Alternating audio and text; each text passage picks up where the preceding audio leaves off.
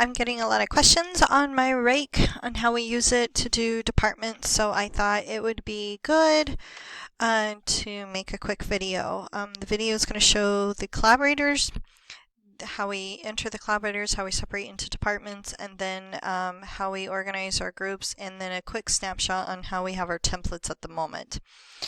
So right now what you're looking at is the dashboard, and I control the dashboard. Whoever makes the dashboard is the person who controls the dashboard, so make sure that the person who's going to be around is the one who makes it.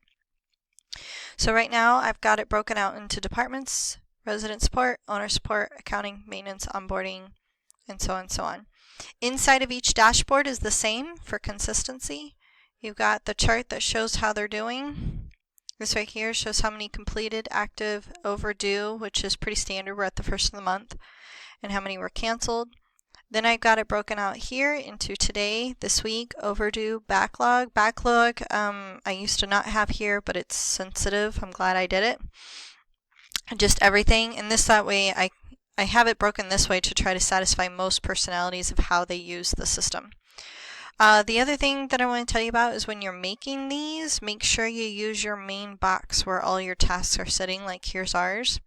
Otherwise, it won't include all this, it won't include everything in this box. It'll only include wherever you clicked to make the chart.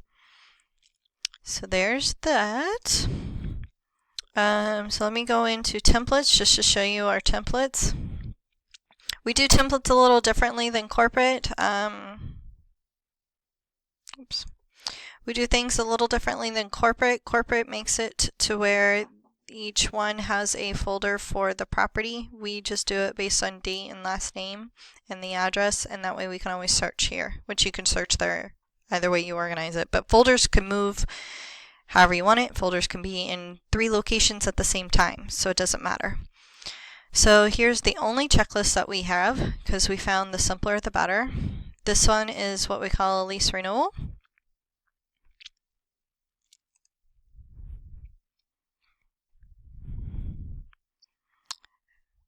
This is the one we call new leases, so right after we signed a new lease.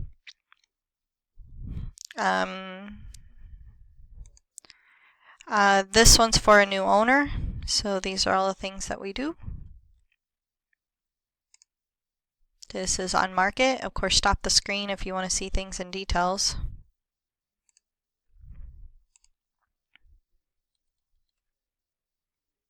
Oops, I probably should.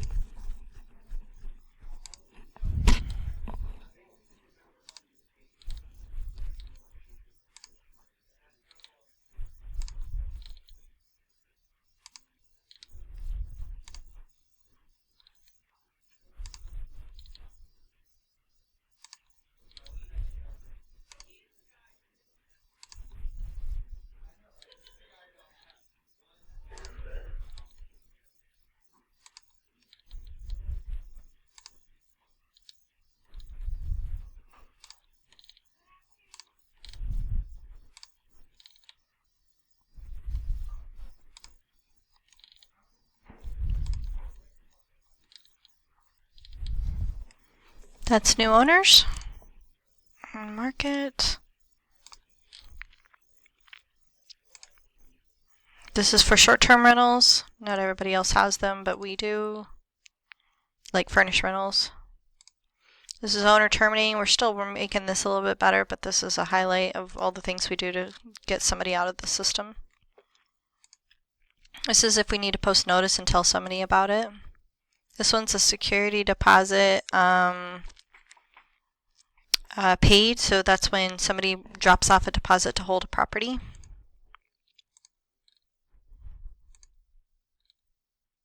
And it's all the work you do right after.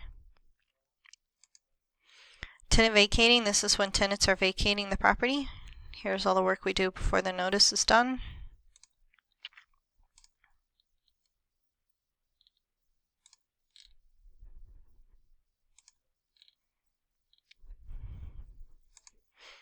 This is if we're going to have to do utility steps. So accounting gets the bills and they'll click this checklist for resident support to deal with it. Let's see.